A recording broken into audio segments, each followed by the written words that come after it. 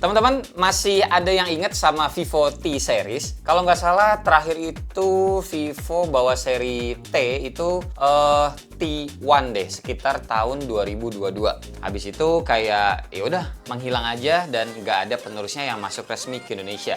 Nah sekarang akhirnya mereka tuh balik lagi ngebawa lewat Vivo T5 series, dan yang gue pegang ini adalah tipe yang Pro 5G-nya. Gue udah nyobain langsung handphone ini untuk dipakai harian dan berikut cerita gue.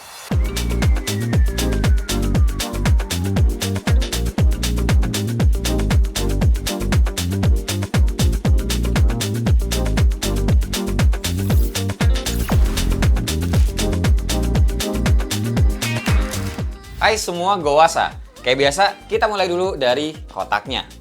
Vivo tuh masih kasih paket lengkap, jadi di dalam kotaknya tuh ada charger, kabel USB-C, soft case, SIM card ejector, sama buku-buku manual. Habis beli, yaudah kita enak tinggal langsung pakai aja tanpa harus mikirin beli charger lagi ataupun casing tambahan lagi. Ngebahas desainnya sekarang. Pas ngelihat bagian belakangnya, gue malah kepikiran ini mirip kayak iPhone 16 atau iPhone 17 nggak sih? Housing kameranya ini. Tapi ya udahlah, tetap kelihatan beda karena bodinya lebih gede dan ya nggak apa-apa, malah kelihatan simple sama ya nggak neko-neko. Unit yang gue pegang ini warnanya biru dengan finishingnya itu matte. Birunya tuh kayak biru lumba-lumba, dan kalau teman-teman bikin sirup warna biru tapi kebanyakan air, nah kayak gitulah biru-birunya nih.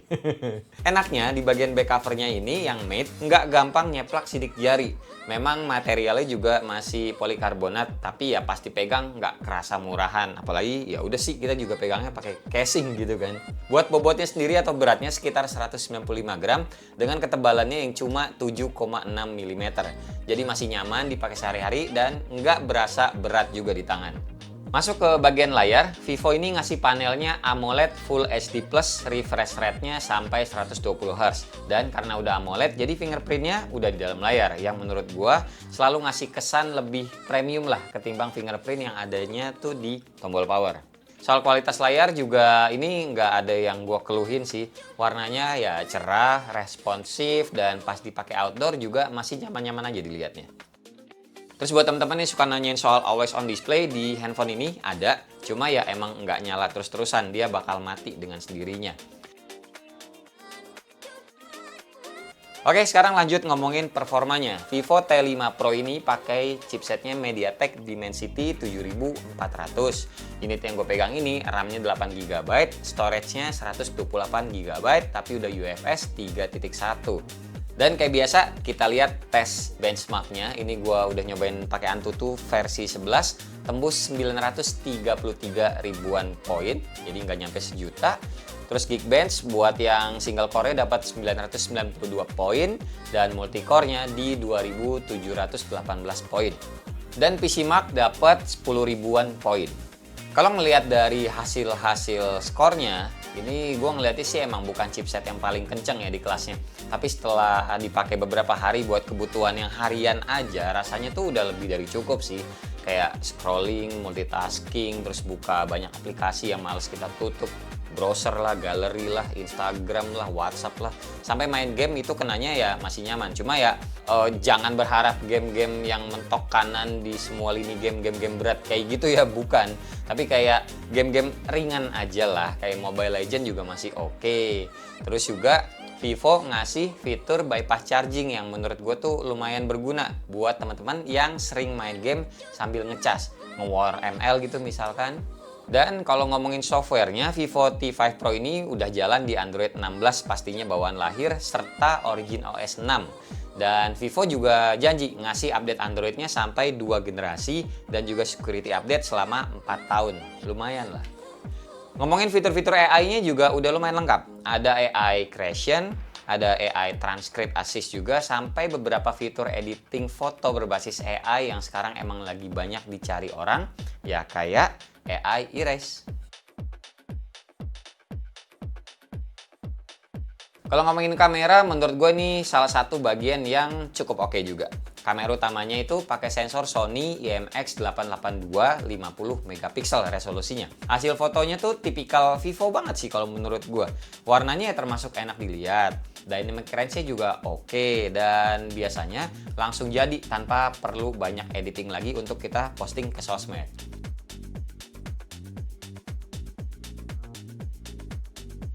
Buat foto malam ataupun low lightnya juga menurut gue masih cukup bisa diandelin. Memang bukan atau belum selevel flagshipnya lah, tapi hasilnya kayak nggak bikin kita kecewa gitu loh, nggak bikin kecewa banget begitu kita punya handphonenya, nggak kayak gitu lah pokoknya. Memang sih hasilnya tuh belum selevel flagship, tapi hasil fotonya tuh kayak gini, ibaratin nggak bikin kita kecewa banget gitulah kalau beli handphone ini untuk manfaatin kameranya. Kira-kira begitu. Paling kalau dari gue sayangnya, ini handphone kamera ultrawide-nya itu masih 8 megapiksel. Jadi kalau kita pakai untuk foto santai sebenarnya masih oke. Tapi detailnya emang nggak setajam lensa utamanya. Dan ada perubahan tone warnanya juga antara lensa ultrawide sama lensa utamanya. Untuk lensa depannya sendiri, Vivo tuh ngasih resolusinya 32 megapiksel. Yang menurut gue hasilnya masih cukup oke untuk selfie, video call, ataupun sekedar bikin konten media sosial TikTok gitulah ya. Terus kalau urusan video, Vivo T5 Pro ini bisa rekam sampai 4K 30 fps. Cuma pas kita lagi di posisi ngerekam, belum bisa pindah secara fleksibel ke kamera ultrawide. Jadi kalau mau ya pakai ultrawide dulu, baru rekam, habis itu di stop, baru ke lensa utama, habis itu ya udah tinggal di stop. Ya sebenarnya bukan masalah besar lah untuk sebagian orang, tapi tetap aja mesti gue bahas soalnya kan ini kenanya emang pemakaian sehari-hari.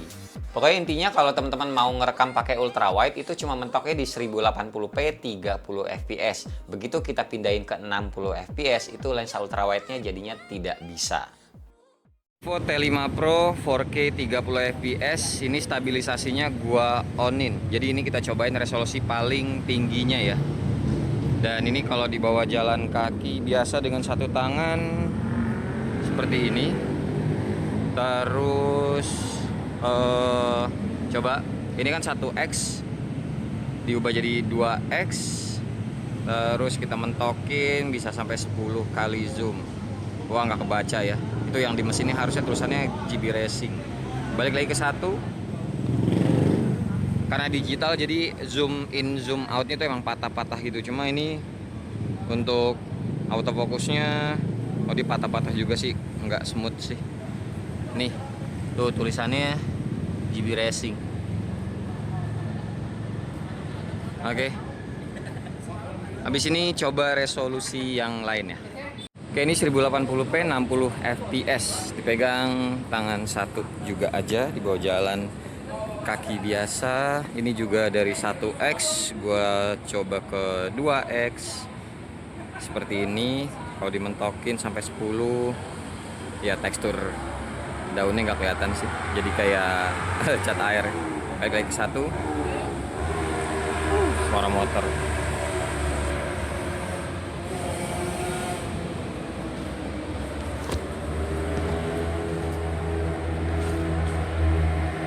Ya kira-kira kayak begitu. Nembak ke matahari, oh jangan panas. Ini tuh lagi di Car Stance BSD. Lagi San Mori, tapi kita mainnya ke BSD. Oke, habis ini kita cobain yang video selfie-nya. Oke, ini selfie-nya karena selfie tidak ada 60 fps, cuma mentok di 30 fps. Jadi gue langsung ke resolusi paling tingginya yakni 4K. Dia teman gue, namanya Indra. Orangnya tinggi gede, tapi motornya gede. Tapi karena orang kegedean, motornya jadi kayak mocil. Orangnya gede banget. Gitu. Ya ini kalau kena cahaya, skin tone-nya jadi kayak gini. Suara gue terdengar baik atau tidak. Ini motor di depan jalanan. Tuh, lewat sih. Tuh, kedengeran apa enggak? Kayak gitu. Nah, Indra tingginya sama gue kira-kira segini bedanya. Ini pun karena gue pakai sepatu riding agak tinggi sih. Harusnya gue selehernya dia emang. Enggak. Harusnya segini gue. Oke, lanjut. Sekarang kita bahas salah satu nilai jual utamanya yang menurut gue juga paling menarik dari handphone ini, yaitu soal baterainya. Vivo ngasih baterai lumayan besar di handphone yang setipis ini, yakni 6500 mAh. Dan selama pemakaian gue, baterainya ini emang kerasa awet dan nyaman dipakai sehari-hari. Kalau habis pun sebenarnya nggak khawatir, soalnya Vivo udah ngasih charger bawaan itu kan fast charge 90 watt ya. Dari baterai 10% sampai 66% itu gue tes ya sekitar 30 menit. Sedangkan buat sampai penuh itu sekitar 50 menitan aja. Terus buat screen time-nya gue juga udah ngetes, dapatnya gokil sih. Sekitar 24 jam guys, dan ini pun baterainya masih sisa 19%. Terlebih, walaupun bodinya cukup tipis, ini Vivo ternyata udah ngasih sertifikasi fitur rating IP juga. Ada IP68 dan juga IP69. Jadi buat kehujanan ataupun teman-teman mau coba pakai berenang sebenarnya nggak apa-apa. Cuma ya nggak usah ya, jadi buat jaga-jaga aja kalau kena air. Terus jadinya apakah Vivo T5 Pro ini menarik? Ya menurut gua ada aja yang beli, karena ini tipe handphone yang nggak berusaha jadi yang paling kencang atau yang paling heboh di satu sisi, tapi hampir di semua aspek dasarnya tuh udah bagus. Desainnya enak dilihat, layarnya bagus, performanya juga ya udah cukup lah buat hari-hari. Kameranya juga menurut gue lumayan puas kalau dipakai. Ditambah baterainya gede dan chargingnya ngebut. Paling kalau mau nyebutin kekurangannya ya ini doang yang tadi gue bilang. Lensa ultrawide-nya yang masih 8 megapiksel sama beberapa keterbatasan perekaman video dan chargernya sih. Walaupun ngecasnya cepat, intinya jangan pernah ketinggalan itu charger. Tapi di luar itu, menurut gue pribadi T5 Pro ini termasuk salah satu pilihan yang cukup menarik di kelas harganya yang 4 jutaan di masa sekarang yang mana semuanya serba naik. Tapi ya itu kan kalau menurut gue pribadi. Kalau menurut teman-teman kayak gimana? Ada pendapat lain? Coba tulis di kolom komentar biar kita bisa diskusi bareng. Oke? Dan terima kasih. Segini aja cerita dari gue untuk Vivo T5 Pro. Makasih buat teman-teman yang udah nonton dari awal sampai akhir. Sampai ketemu di video selanjutnya.